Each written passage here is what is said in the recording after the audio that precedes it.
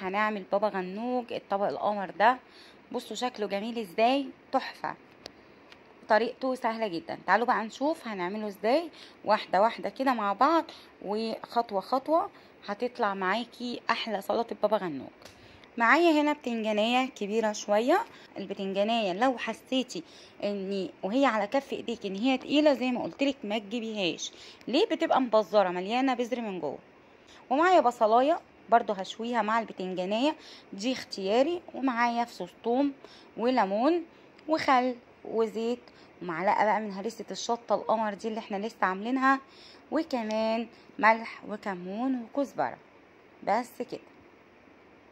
ومعايا طحينه، ربع كوبايه كده من الطحينه، وكوبايه زبادي.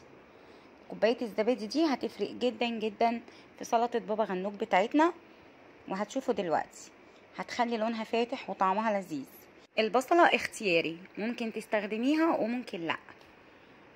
هبدأ بقى اجيب البتنجانية بتاعتي واشكها كده بالسكينة من كل حتة علشان تستوي معايا بمنتهى السهولة. اغرزيها كده في البتنجانة كلها علشان خاطر لما اجي اشويها تبقى سهلة جدا معايا. شايفين انا بغرز السكينة في كل جنب فتحات كده كتيرة في البتنجان، وزي ما قلتلك ده هيسهل معاكي عملية التسوية جدا. وكذلك البصلاية برضو علشان تستوي معايا بسهولة هبدأ افتح لها كده فتحات من كل جنب بالسكينة. وخلي السكينة اللي انتي بتبدأي تفتحي بيها الفتحات دي تكون رفيعة علشان تقدري تفتحي كده من كل جنب بسهولة جدا. ده هيسهل معانا عملية الشوي، والبصلاية هتستوي من جوه والبتنجانة. بس كده. جريل بقى على النار او صاجة او صينية اللي انت عايزاه، مفيش مشكلة خالص. وهبدأ اشوي بقى البتنجانة بتاعتي والبصلة. بس اهم حاجة يا بنات الصاجة بتاعتي تكون سخنة جدا. وزي ما انت شايفة بقى البتنجانة بتاعتي اهي، هبدأ من وقت للتاني اقلبها على كل الجناب بتاعتها علشان خاطر تستوي. والبصلاية برضو نفس القصة، من وقت للتاني هقلبها على الجنب التاني وعلى كل الجناب عشان تبقى مستوية معايا من كل الاتجاهات بتاعتها. عايزه اقولك على حاجه، يعني ما تحاوليش ان انتي تشوي البتنجان في الفرن، لان لما بتشوي البتنجان في الفرن بيسود واوقات كمان مش بيستوي كويس. فافضل طريقه لشوي البتنجان على الجريلا زي ما انتي شايفه كده، مش هتلزق معايا خالص وبدات اهي تستوي، او على صاجه او على شياطه الرز، مفيش مشكله، كل حاجه تنفع. اللي عندك موجود استخدميه. بدأت اهي لونها هيغير معايا اهي، والبصلايه شايفين بدأت ايه، هي سخنه، بمسكها وهي سخنه جدا. بدأت تستوي معايا اهي. هخلص بقى سوى البتنجانه كلها كده براحتها وارجع لكم تاني. كده البتنجانه بتاعتي خلاص بقت تمام. بصوا زي ما انتوا شايفين كده مستويه وطريه من كل حته. هبدأ بقى امسك العنقود بتاعها اقطعه بالراحه كده بالسكينه واقشرها بالراحه خالص. انا كنت بقشرها وهي سخنه، فانت ممكن تسيبيها تبرد وقشريها براحتك. وكمان بلاش علشان تقشريها تنزليها تحت الميه او تحطيها في ميه، ده طبعا بيغير من طعم البتنجان ولونه وكأننا ما عملناش حاجه. فانت كده سيبيها تبرد براحتها خالص وابداي ايه قشريها. زي ما انتوا شايفين القشر معايا بيتشال بمنتهى السهوله.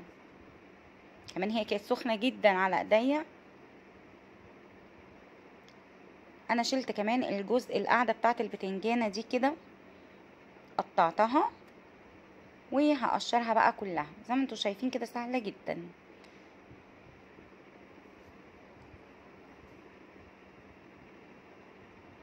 بصوا القشر بيتشال معايا بمنتهى السهوله، ملبن. ايوه كده تمام.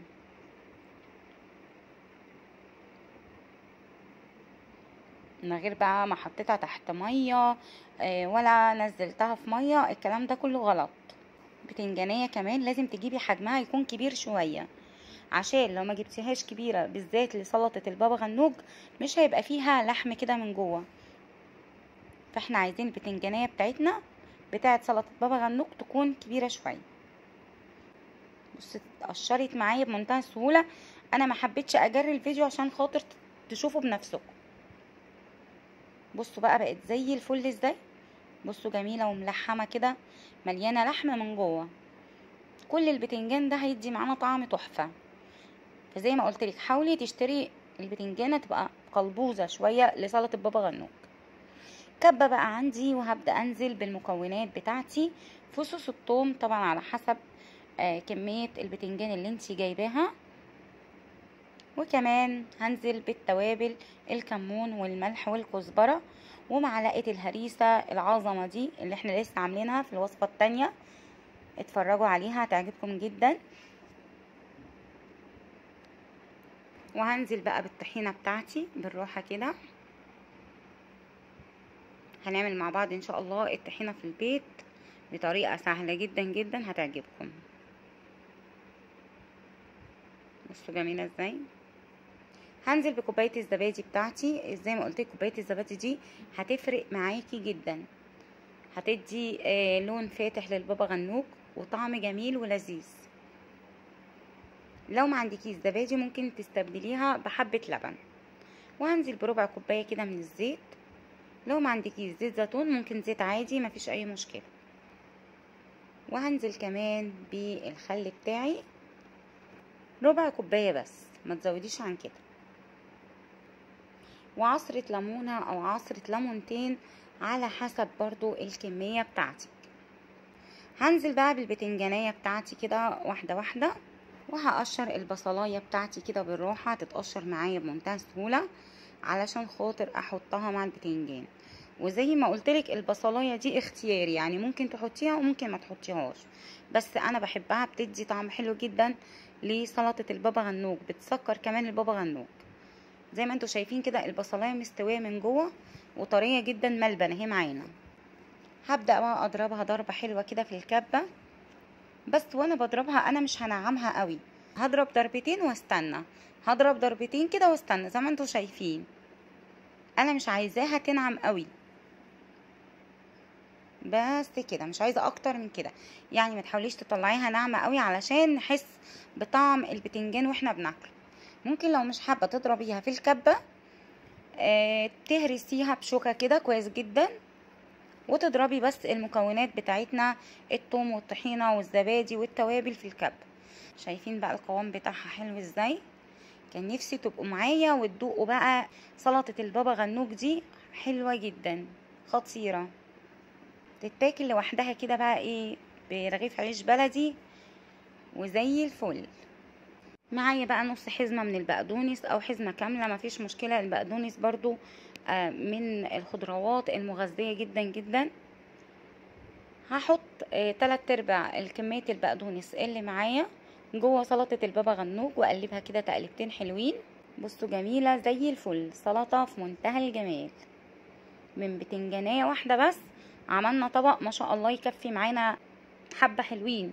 حطيه كده واحتفظي بيه في علبة بلاستيك وغطيها كويس جدا وفي التلاجة، واي وقت تحبي تستخدميه طلعيه هيبقى زي الفل وهيقعد معاكي حبة حلوين. البتنجان روحه طويلة شوية ما بيبص بسرعة في التلاجة. هحط بقى كده رشة كزبرة ناشفة كده من فوق، وكمان رشة من الزيت، رشة خفيفة. لو عندك زيت زيتون يا ريت، ما عندكيش ممكن نستخدم الزيت العادي خالص بتاعنا.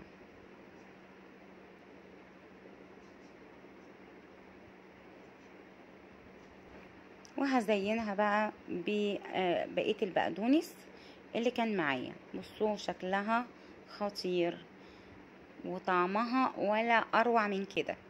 طريقة سهلة جدا جدا وبسيطة، ما خدتش معانا وقت خالص. جربيها وهتدعيلي. ما تنسيش بقى تعملي لايك للوصفة القمر دي، واستنوني في وصفة جديدة من وصفات مطبخ بيبو، والسلام عليكم.